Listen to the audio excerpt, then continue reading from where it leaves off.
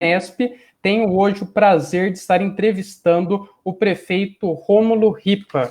Rômulo é graduando em Administração Pública pela Unesp, com mestrado pela Unicamp na área de Modernidade e Políticas Públicas. Vereador por 2 legislaturas, foi eleito prefeito municipal de Porto Ferreira em 2016, com 11.270 votos. O prefeito pediu para eu evitar de chamá-lo de senhor. Vou tentar atender o pedido. Muito boa noite, prefeito. Muito obrigado desde já por ter aceito o convite desta entrevista. Queria então que você fizesse as suas considerações iniciais. Primeiramente, quero agradecer você, Felipe, e também aí a Rádio Comunidade, que eu sei que está transmitindo, todo o pessoal envolvido, pelo convite e pela importância dessa oportunidade de nós batermos um papo para esclarecer aqueles que acompanharem as ações de enfrentamento do Covid-19 em nossa cidade, as consequências, tudo aquilo que precisar ser esclarecido. Como o prefeito disse, estamos também ao vivo pela Rádio Comunidade FM 105,9. Agradeço também, desde já, ao Paulo Carvalho por ter permitido esta transmissão. E você que está junto com a gente, mande o seu comentário, mande a sua opinião, a sua dúvida, e nós vamos aí, na medida do possível, o prefeito vai, aliás, respondendo. A gente vai selecionando as perguntas. Prefeito, para começar, gostaria que o senhor respondesse uma questão que talvez seja dúvida de todo mundo. Qual é a atual situação da cidade de Porto Ferreira e como a cidade se preparou e tem se preparado para o enfrentamento dessa que talvez seja a maior crise dos últimos tempos, que é a pandemia do novo coronavírus? Primeiro, eu vou dar uma informação em primeira mão aqui para vocês. No final da tarde, nós recebemos a 3ª confirmação de Covid-19 em Porto Ferreira, né? Ela não foi ainda noticiada porque ela não está no boletim epidemiológico, que é fechado sempre em torno ali das 15, 16 horas.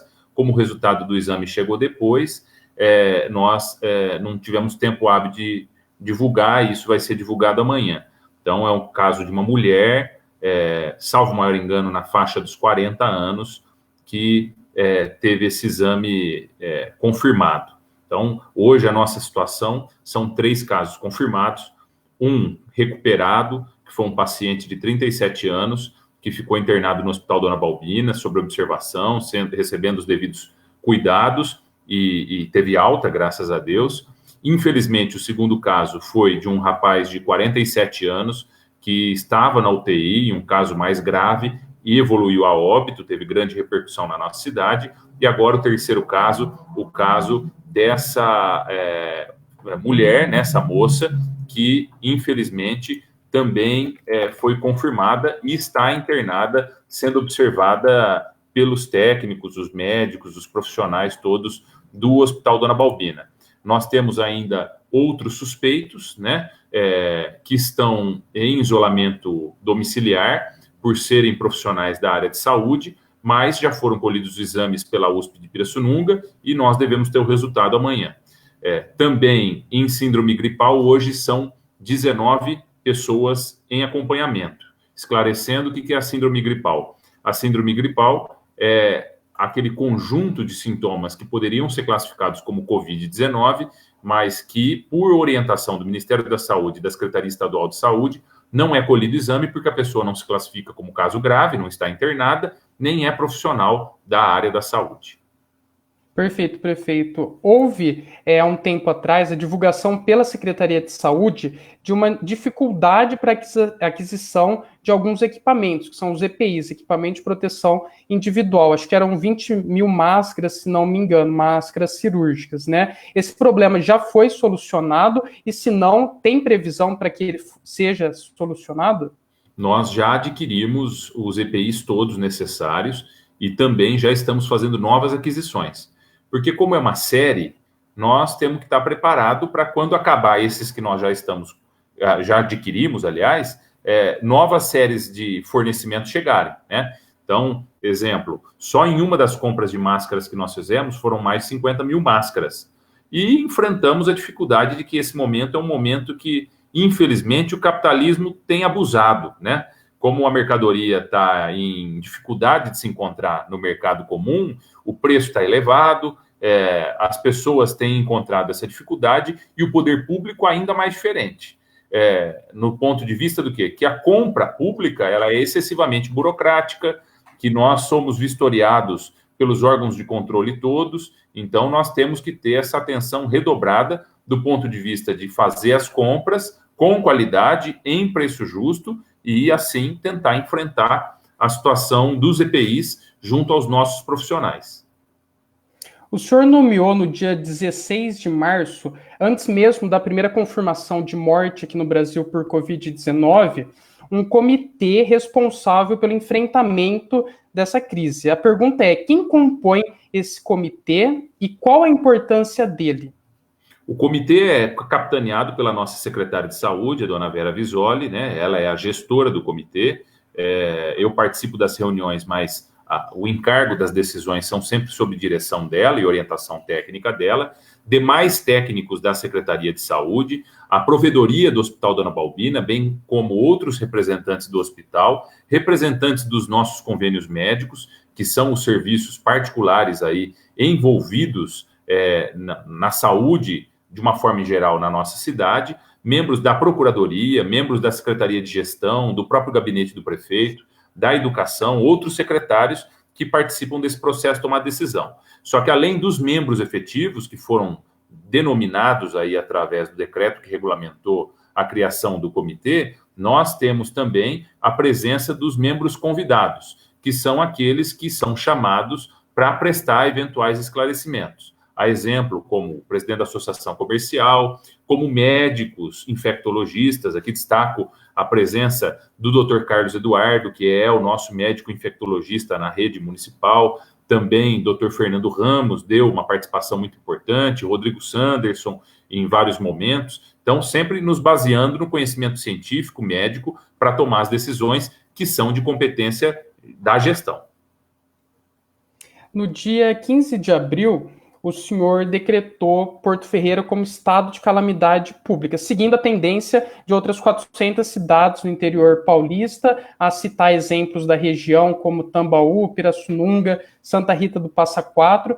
Queria saber se essa foi uma decisão unicamente burocrática e qual é a importância dessa decisão.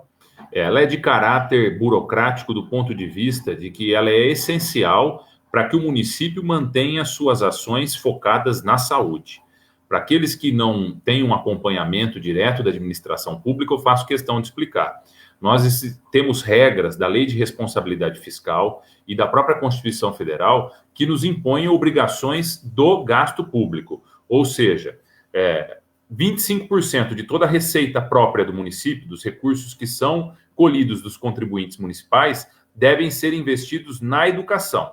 E existe um acompanhamento mensal por parte da Secretaria Estadual de Planejamento, agora de Fazenda, né, que foi fundida, e boletins até mesmo do Tribunal de Contas do Estado, que nos fazem apontamentos se nós não atingimos esses 25%. Se nesse momento de crise na saúde, nós estamos sem aula, nós não estamos fornecendo aí material escolar, nós não estamos pagando eventuais horas extras para profissionais da educação. Então, diminuir o gasto na educação, se eu tiver que ficar engessado nos 25% de gasto da educação, eu muitas vezes vou deixar de gastar na saúde, sendo que nesse momento a prioridade é o investimento na saúde, nos suprimentos, nos profissionais todos. Outro exemplo, folha de pagamento. A Lei de Responsabilidade Fiscal nos impõe uma obrigação de respeitar o limite prudencial e o limite máximo de folha de pagamento. Nós só podemos gastar até 54% das receitas do município com despesas de pessoal. É natural que, nesse momento, que a crise econômica se alastra no nosso país, junto com a doença e os impactos negativos da doença, que a nossa receita vai cair. Ou seja, o gasto proporcional da folha de pagamento, que no final do ano representava lá próximo a 50%, como vai cair a folha de pagamento, a receita, perdão, é natural que esse percentual da folha vai subir. Então, nesse sentido, nós também precisamos da justificativa do decreto de calamidade para continuar priorizando as contratações na saúde, continuar mantendo as contas públicas dentro do que prevê a legislação e tendo essa organização. Ressalto o número que você destacou. São mais de 400 municípios paulistas que, quando nós decretamos calamidade pública, já tinham decretado. Ou seja, nós estamos entre os últimos. Nós, sabendo que essa é uma medida prevista pela lei, mas como excepcional, nós deixamos para o máximo possível que poderíamos suportar a condição para tomar essa medida. O duro é que, infelizmente, muitos trabalham contra, no sentido de desinformar a população, querendo comparar a medida de calamidade pública com a questão do número de casos, que, graças ao bom Deus, é um número pequeno, ainda em nossa cidade, confirmado, e gerando aí uma série de terrorismos. Até mesmo como acusando a administração de não ter que prestar contas do uso do dinheiro público por conta de estar em calamidade, o que é uma aberração. Nós continuamos prestando contas de tudo para o Tribunal de Contas e para outros órgãos de fiscalização e continuamos o nosso compromisso com a transparência.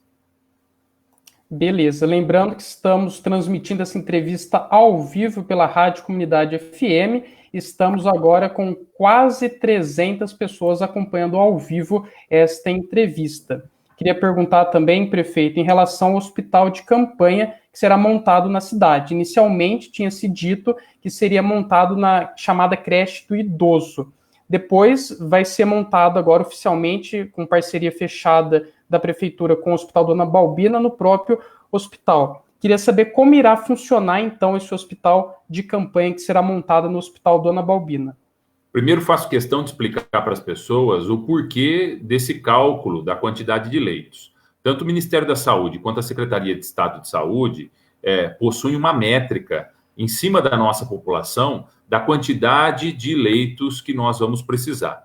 Quantidades de leitos de UTI, quantidades de leitos comuns e, assim, nós tivemos de nos preparar. Específicos para o Covid-19, ou seja, são leitos que não poderão ser utilizados com outras patologias, com outras doenças. E a secretária de Saúde, a dona Vera Visoli, tratou isso com o Hospital Dona Balbina. Em um primeiro momento de diálogo, foram separados 20 leitos dentro do próprio hospital para fazer esse atendimento único e exclusivo aos nossos possíveis pacientes de Covid-19.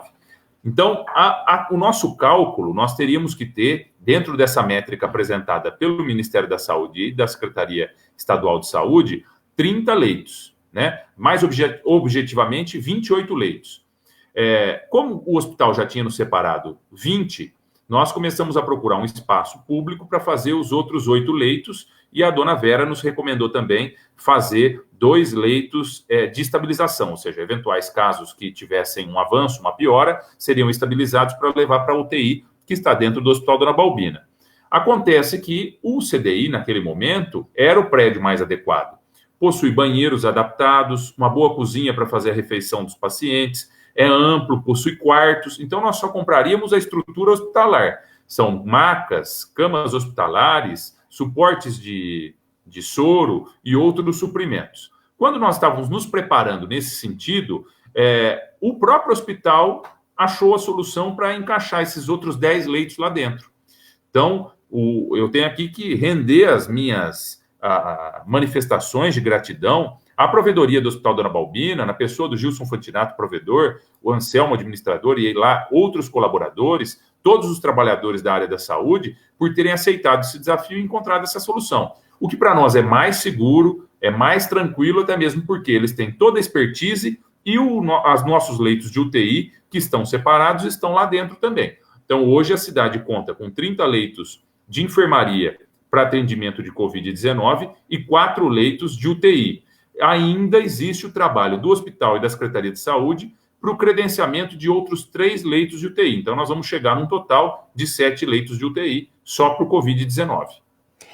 Só uma informação acrescente a isso, né? Essa quantidade de leitos que o senhor mencionou é suficiente para atender as projeções que a própria Secretaria de Saúde fez dos possíveis casos contaminados? É suficiente ou ainda teria que abrir-se mais leitos?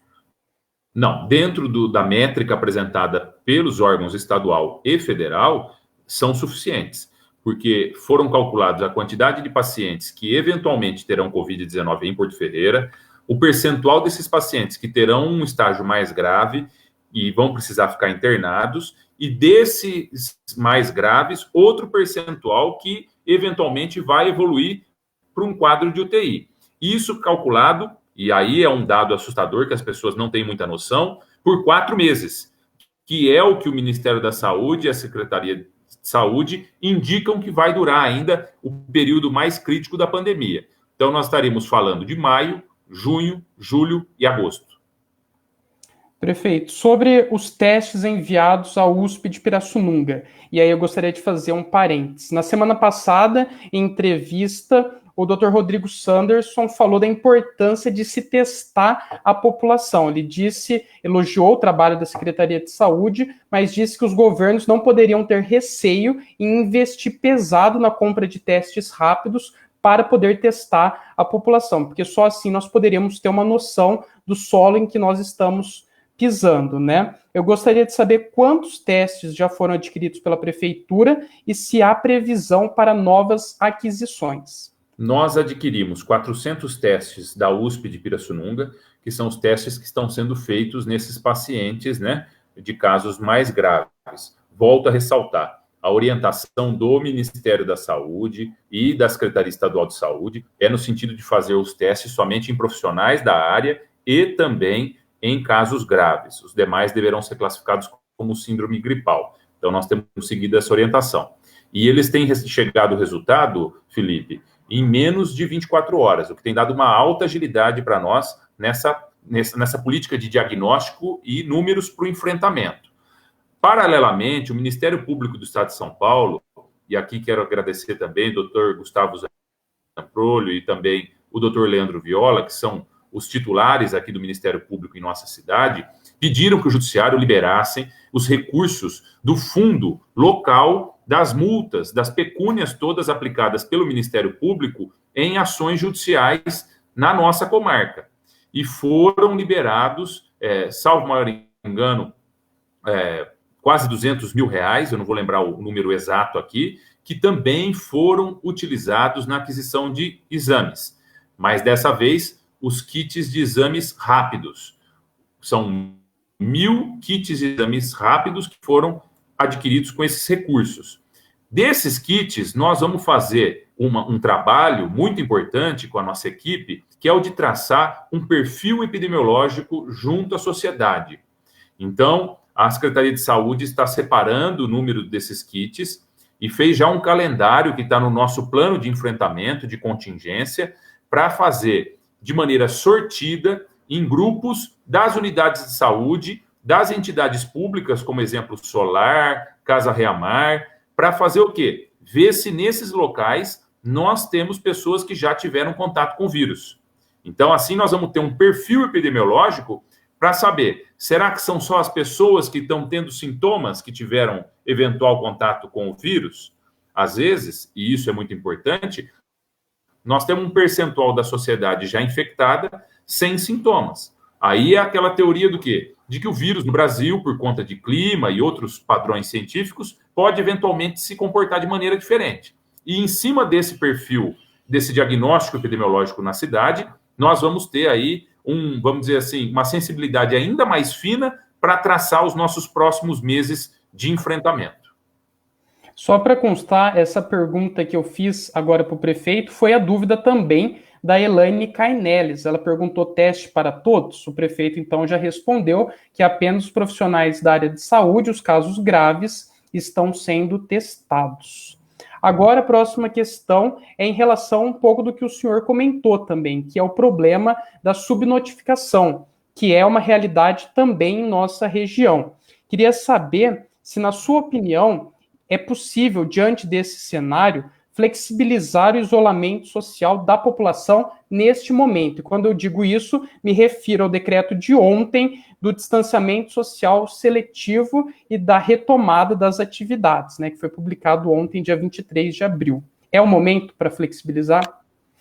Primeiro, em Porto Ferreira, diante do quadro que nós temos os exames, não temos subnotificações, porque dentro do regramento imposto pelos órgãos de saúde, todos os casos estão tendo seus exames colhidos. Diferente foi o início dessa situação toda que nós estamos passando, que o governo estadual demorava aí 15, 20 dias, através do Instituto Adolfo Lutz, para nos entregar a resposta. Então, nós tínhamos, eventualmente, subnotificações. No país, a questão das subnotificações é muito clara, né? Salvo maior engano, hoje, um dos estados que estão passando por uma situação mais densa lá no Nordeste tem mais de 18 mil exames aguardando o resultado. E dentro desses 18 mil exames aguardando o resultado, salvo maior engano, acho que é o Ceará, tem mais de 1.000 exames de óbitos que já aconteceram. Então, eventualmente, o risco desse número saltar de um dia para o outro é muito grande. Em Porto Ferreira, uma vez que nós temos os exames, não existe esse risco de subnotificação. Sobre a política de flexibilização. A flexibilização e até mesmo a própria política do distanciamento social seja ampliado, que é o que nós vimos praticando, para o seletivo, que é o que nós estamos entrando, existe um critério muito claro. Para que é praticado o distanciamento social? É para as pessoas não ficarem doentes? Não. Nós não temos condições de manter as pessoas em isolamento a ponto de que ninguém vai ficar doente nunca. Essa é a teoria da realidade, jogando com aquilo que nós sabemos. Porque, infelizmente, se trata de um vírus e o vírus vai gerar contaminação. Em menor número ou em maior número, ele vai gerar contaminação. O distanciamento social foi adotado até agora pelo governo estadual, pelos governos municipais, com um único objetivo, o de não gerar colapso do sistema público de saúde. Igual está acontecendo no Amazonas. No Amazonas, infelizmente, as pessoas estão morrendo em casa. Por quê? Porque não tem atendimento médico. Porque não tem leito de UTI, porque não tem quarto de hospital e porque elas não estão conseguindo ter o acesso ao atendimento médico. Então, vamos ser realistas. Não sou aqui o meu colega prefeito de uma cidade paulista que foi drástico e usou algumas palavras que chocaram a sociedade. Mas vamos ser realistas. A doença existe, as pessoas em alguma quantidade vão ficar doentes, nós não sabemos quem são e nem qual a quantidade. Qual é a situação mais importante? Nós temos de estar preparados para atendê-las via hospital, via Secretaria de Saúde, com os leitos de hospital, com os leitos de UTI, com os medicamentos, com os profissionais, com os EPIs e com os exames. Por isso tem o boletim epidemiológico número 11, que é uma regulamentação do Ministério da Saúde que criou os critérios para avaliar se os graus de risco são baixos, médios ou altos. E é até mesmo esse critério que o governador João Dória está passando a utilizar. O discurso dele já mudou nessa semana, que a partir de 11 de maio ele vai classificar os municípios entre verde, vermelho e amarelo, mais ou menos na teoria do semáforo. E aqueles que forem verdes poderão flexibilizar as suas políticas de isolamento social, do ampliado, que é o que nós estávamos, para o seletivo. E entendam bem, nós não estamos adotando o isolamento social seletivo de uma maneira direta. Pelo contrário, nós estamos fazendo isso muito de maneira gradual, passo a passo, com responsabilidade. Em epidemiologia, eu não sou especialista em saúde, eu sou administrador público, mas eu estou aprendendo muito com os nossos médicos, com a secretária de saúde, com a nossa equipe técnica. Em epidemiologia, tudo aquilo que a gente faz hoje, a gente vai colher o resultado daqui 15 dias. Ou seja, por isso a necessidade dessa abertura ser muito branda, muito devagar, porque assim nós vamos ver daqui 15 dias se ela nos prejudicou ou não. Então, eu peço a paciência da população, porque eu entendo que as pessoas precisam trabalhar. O nosso país é um país de alta informalidade no mercado de trabalho, além de dizermos que a condição social da nossa pirâmide, né, social e econômica no país é muito triste do ponto de vista da realidade. Então, as pessoas precisam trabalhar, nós sabemos disso, e eu vou um pouco além, Felipe, se você me permitir.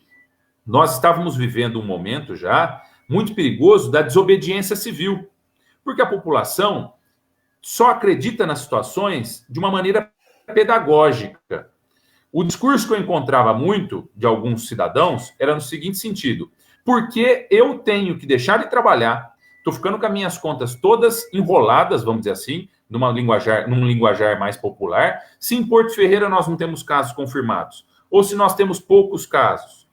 Eu vou morrer de fome? Então, é uma questão pedagógica. As pessoas só acreditam no poder da doença quando elas encontram de frente a situação, na sua realidade local. Então, a flexibilização vai ser importante nesse sentido também, porque todos os dias nós fazemos análise epidemiológica. Quantidade de leitos, de exames, de EPIs, de profissionais, de infectados, o grau de gravidade dos infectados. Então, essa avaliação que hoje é de baixo risco, amanhã pode ser de médio. E sendo de médio, nós vamos ter que recuar. Mas o importante é que tenhamos segurança para equilibrar a balança entre saúde, atendimento médico e vida econômica social das pessoas.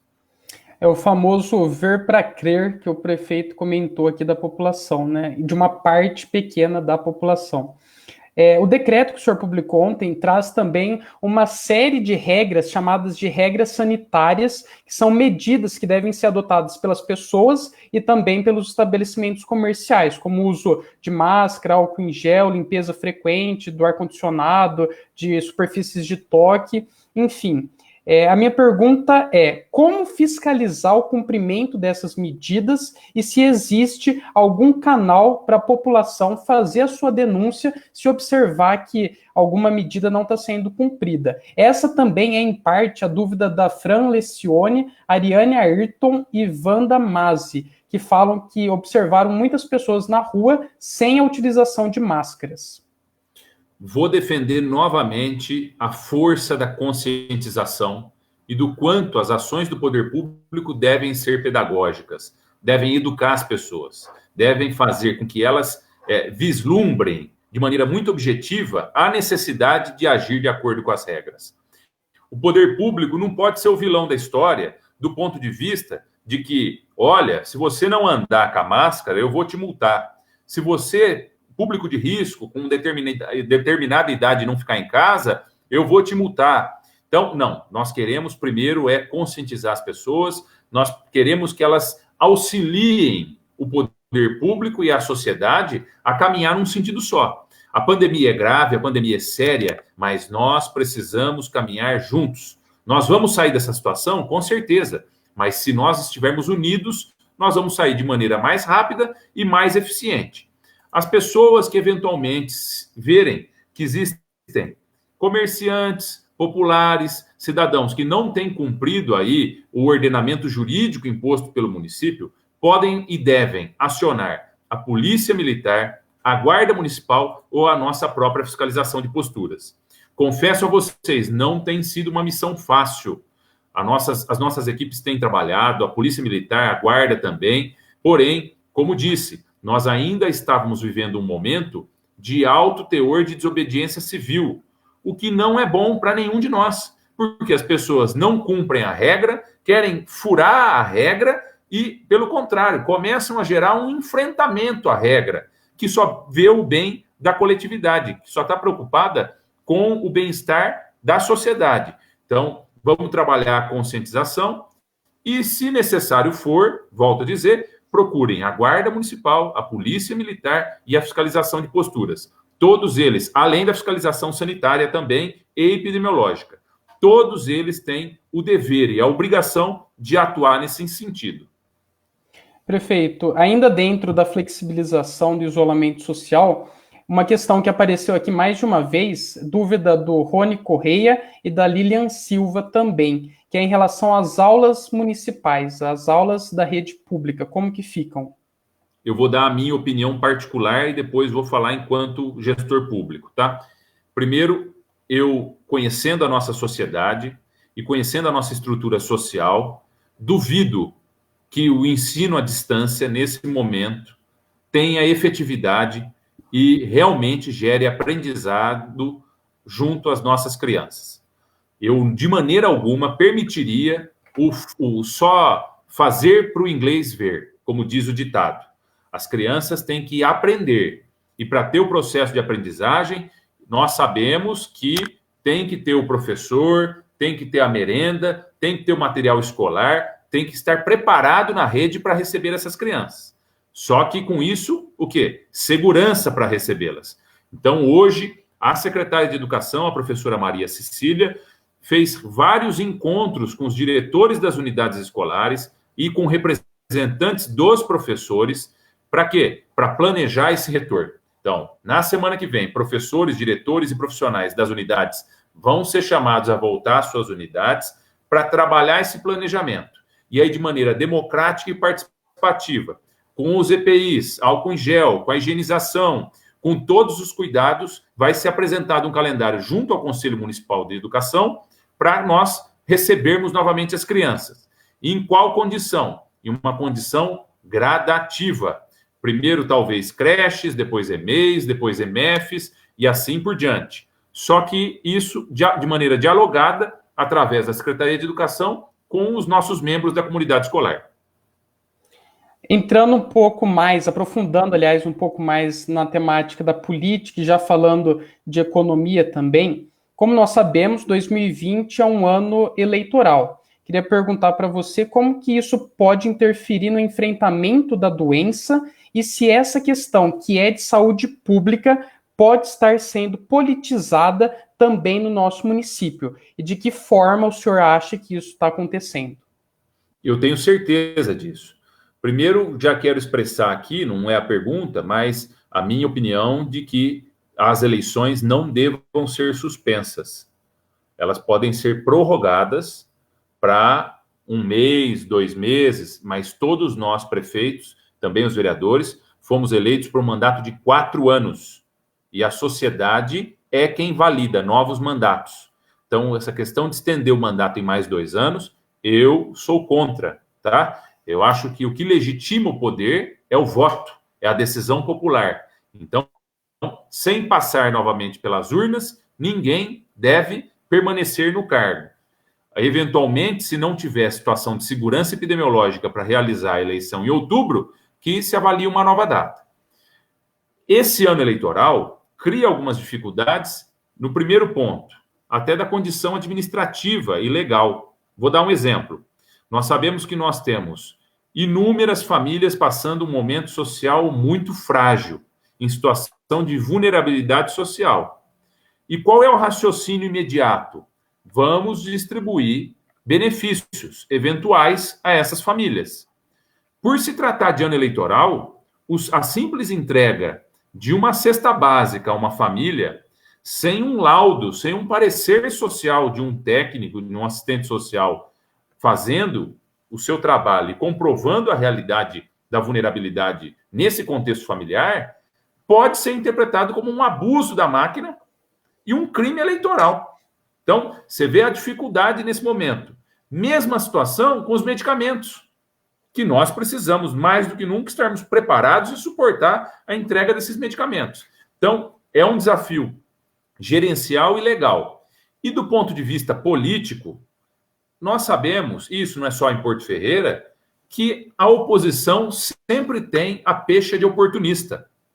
As pessoas que você nunca viu em 3 anos darem a cara para fazer nada pela sociedade civil, agora se mobilizam para fazer inúmeras ações no sentido de dar tapinha no ombro, sorrisinho e palavras que não levam a lugar nenhum. Do ponto de vista político, isso é importante. Por quê? A sociedade avalia. E quando chega o momento eleitoral, vê realmente quem teve responsabilidade e quem só quis, vamos dizer assim, surfar na onda, né? Beleza, prefeito. Acho que dentro disso ainda, porque eu sempre trato uma notícia falsa como algo politizado, porque uma notícia falsa nunca é apenas um boato, uma mentira, é sempre algo feito intencionalmente, né? No dia 27 de março, você protagonizou, vamos dizer assim, uma notícia falsa que nem cabe aqui relembrar o que foi. Como esse tipo de desinformação, que o senhor também já chegou a mencionar, atrapalha o serviço, o trabalho de contenção dessa crise? Muito, muito. E o mais triste é que nós sabemos com quem nós lidamos na condição política, com pessoas que, infelizmente, pensam o seu próprio umbigo, o seu nicho familiar e não o contexto coletivo da cidade. Mas tem muita gente que ainda cai nessa situação. Escuta mentira, leva como verdade e começa a propagar. Então, a desinformação, e o governador do Goiás lá, o Ronaldo Caiado, falou uma frase do Barack Obama, que a ignorância é um dos piores temores que o homem pode ter, né? A ignorância também mata, mais ou menos nesse sentido, só trabalha contra. Porque o que nós precisamos agora é de informação, informação de qualidade, com critério técnico, com responsabilidade. Essa história de que, agora esse remédio salva, vai todo mundo tomar o remédio. Não, mas esse remédio agora dá arritmia cardíaca, mata, não pode, entendeu? Olha a responsabilidade. E quem tem função pública, quem tem liderança, nesse momento, tem que pacificar suas diferenças coletivas e trabalhar com união. Cito aqui um exemplo muito claro. O caso do governador João Dória e do presidente da República, Jair Bolsonaro. Não vou trazer aqui a minha opinião pessoal sobre o trabalho de nenhum dos dois, mas vou dizer o contexto. Nesse momento, para Porto Ferreira, não é relevante saber se vamos seguir o Dória ou o Bolsonaro. É relevante saber o que é mais seguro, importante para a comunidade ferreirense, para o povo ferreirense. Então, não é hora de politizar a situação. E o fake news é uma manobra suja, é uma ferramenta muito suja, muito ruim utilizada politicamente já há muito tempo. Só que há anos atrás, Felipe, um tempo que nós ainda nem participávamos tanto da vida pública, né? Eram os panfletos apócrifos, né? Eu sofri isso em 2016. Na véspera da eleição, soltaram 2 panfletos imundiciando a cidade inteira com mentiras ao meu respeito. Agora é menos no papel na rua e mais nas redes sociais. Então, realmente atrapalha. Do ponto de vista de homem público, confesso a vocês, nos fragiliza. Eu, na sexta-feira passada, tive uma fala na rádio um pouco mais dura, um pouco mais firme, mas também muito carregada de emoção, porque nós temos família. Sabe, para mim, é difícil a fake news, mas e para os meus pais? E para o meu irmão, e para minha esposa? Isso é ainda mais difícil. Então, eu sempre tive uma postura de blindá-los da minha vida pública, tanto é que eu estou o prefeito do município. Todos os demais membros da minha família não estão no poder público, porque assim eu não admito. A função pública é minha, e quem paga o preço dela sou eu. Mas é lógico que isso fragiliza o processo e, do ponto de vista técnico, atrapalha o enfrentamento da pandemia. Sobre questões econômicas agora, prefeito, quais estão sendo e quais serão, na sua opinião, os principais impactos econômicos para a cidade? E o que tem sido feito para amenizar esta situação? Eu já vou, se você me permite, incluir aí também a pergunta que foi de mais de uma pessoa, foi do Lucas Lepe, da Letícia Assis e do Eduardo Milaré, que eles perguntam em relação à Avenida do Comércio, que é o coração pulsante do comércio ferreirense. Quais medidas vão ser tomadas ou estão sendo tomadas para os visitantes da Avenida do Comércio? A nossa antiga Avenida do Comércio, vou tentar aqui bater firme na denominação de Circuito da Cerâmica Artística e Decoração, porque antes nós tínhamos lojas só na beira da Anhanguera. Agora nós temos as ruas adjacentes também, que são inúmeras lojas, de tanta qualidade quanto aquelas que estão na João Martins da Silveira Sobrinho. Então, o circuito todo vai ter uma regulamentação própria sanitária, uma instrução normativa baixada pela Secretaria de Saúde, com as normas necessárias que eles possam voltar a trabalhar com essa segurança e com essa responsabilidade. Eu até já falei com alguns membros do Comitê da Cerâmica Artística e da Decoração, que é o órgão consultivo que eu me reúno todos os meses para deliberar questões dentro da nossa vocação econômica, enquanto Porto Ferreira, capital nacional da cerâmica artística e da decoração, que assim que as normas sanitárias dessa instrução normativa própria estiverem elaboradas, nós vamos fazer uma videoconferência, eu e as secretárias de Saúde e de Desenvolvimento Econômico e Turismo, com eles, para tratar da implementação delas. Então, eles não vão abrir sem essas regras próprias que estão sendo elaboradas pela nossa equipe. O demais comércio, eu acho que o dano está gerado já. E confesso a vocês, acho que é um dano que a década econômica, para recuperar o que nós iríamos crescer, vai ser bem difícil. No sentido ainda de falando Porto Ferreira como capital nacional da cerâmica artística e da decoração, os nossos empresários vão até abrir. Mas duvido que Porto Ferreira vai voltar a receber 60 mil turistas por mês, em média, que era o que nós recebíamos, no prazo de um ano. Porque as pessoas estão amedrontadas, estão receosas. Enquanto ainda tiver casos de Covid-19, de coronavírus, duvido que vai aquecer o nosso comércio. Então, é momento de, volto a dizer, pé no chão, de usar da criatividade, dos mecanismos da mercadologia para ampliar as vendas por internet, para procurar outros meios de contato com o consumidor e tentar minimizar esse impacto. Mas ele vai existir. Acho que menor no comércio local, porque as pessoas precisam ir no mercado, precisam comprar roupa, precisam ir na farmácia, precisam cortar o cabelo e inúmeras outras atividades, e maior no nosso ramo vocacional, que é a cerâmica artística e decoração. Certo, estamos ainda com 300 pessoas ao vivo acompanhando essa entrevista, que também está sendo transmitida pela Rádio Comunidade FM. Prefeito, ainda dentro das questões econômicas, o Eduardo Silva pergunta: até que ponto a pandemia pode interferir nas obras públicas já iniciadas na cidade? Pode interferir? Eu sou contra interferir. E esclareço por quê. Porque nós vamos viver um momento de aumento do desemprego e as obras públicas são, neste momento, a única fonte que o poder público pode diretamente incrementar a empregabilidade em nossa cidade. Obras que estão empregando dezenas de pessoas. E pessoas, o melhor de tudo, ferreirenses. As empresas ganham de fora, né, muitas vezes, as licitações para fazer as obras, mas quando chegam aqui, para não gastar com transporte, contratam a mão de obra de Porto Ferreira. Eu, particularmente, sou defensor de que o governo federal, assim que passar a pandemia, tem que injetar dinheiro na construção civil, porque ela é a que emprega de maneira mais rápida.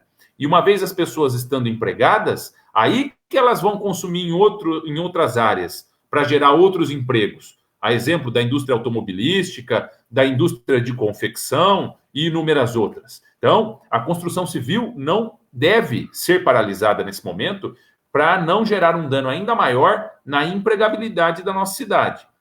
Eu acredito que em um raso prazo de tempo, principalmente com o início das obras da ponte sobre o Córrego Santa Rosa e o início das obras de urbanização do Jardim Anésia 2, nosso futuro Jardim Esperança, nós teremos aí tranquilamente mais de 200 pessoas empregadas diretas na construção civil. Imaginem quantos empregos indiretos nós não estamos gerando nesse ciclo econômico. Então, o poder público já está fazendo a sua tarefa, nós estamos avaliando contratos, nós estamos aí enxugando as despesas na onde não é essencial para manter os salários em ordem dos nossos servidores, que é um compromisso muito grande, os suprimentos para as áreas essenciais de saúde e educação e também os investimentos nas obras públicas.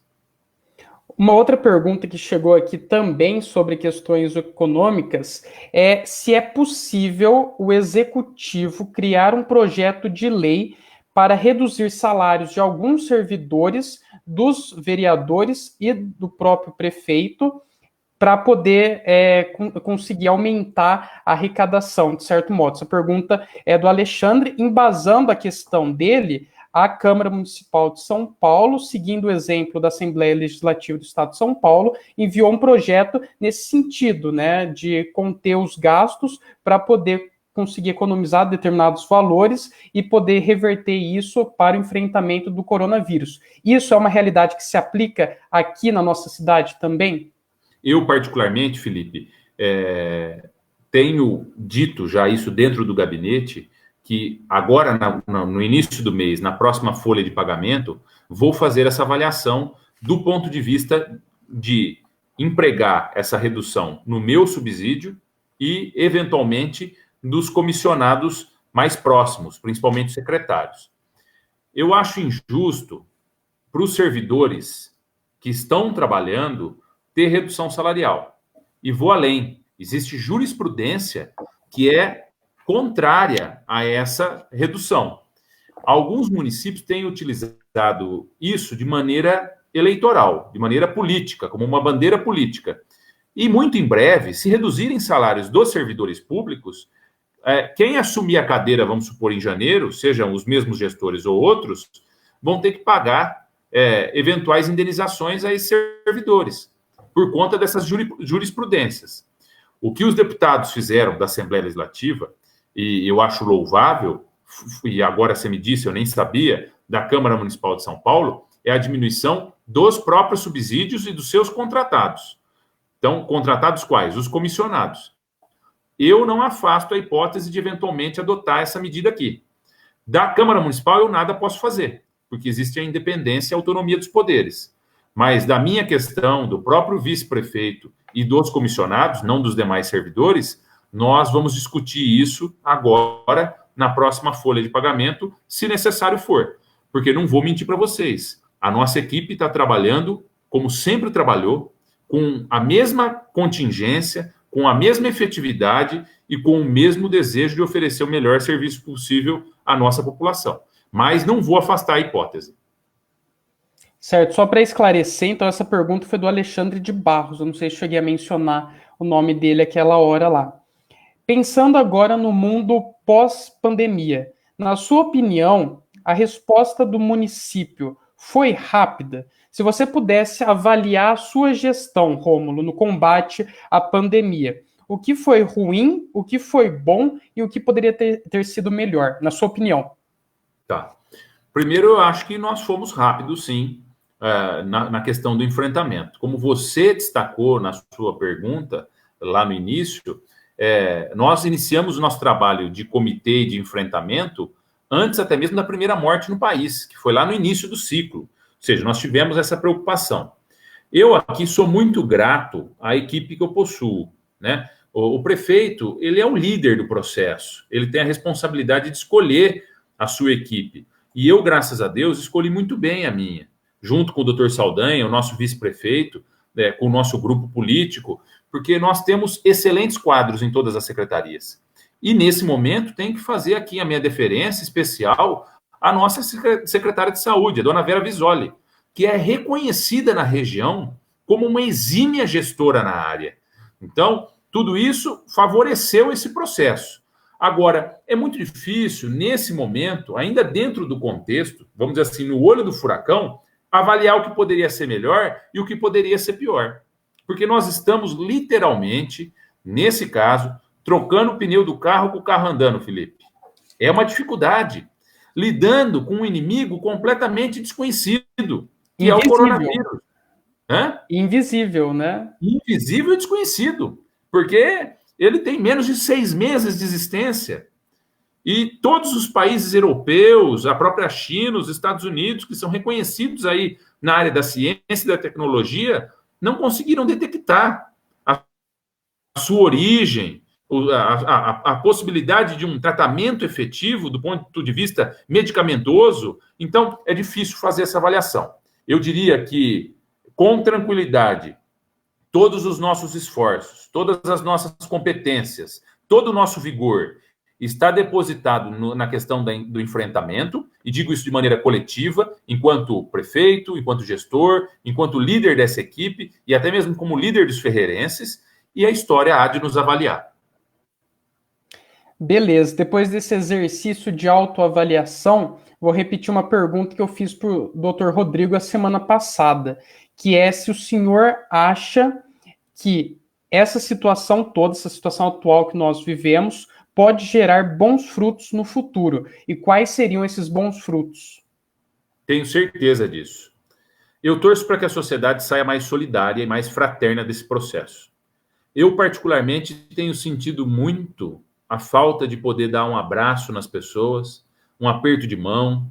Eu sou descendente de italianos, então eu não consigo me expressar só com as palavras, mas também com a eloquência dos gestos, de pôr a mão nas pessoas, de ter o contato físico.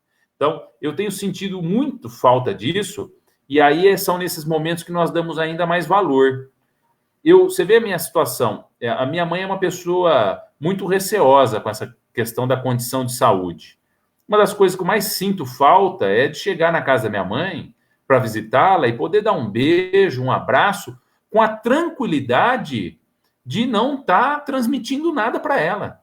Então, a gente valoriza ainda mais essa questão da proximidade, do contato com as pessoas que nós amamos. E até mesmo com os desconhecidos. Eu atendo a população aos sábados de manhã no gabinete.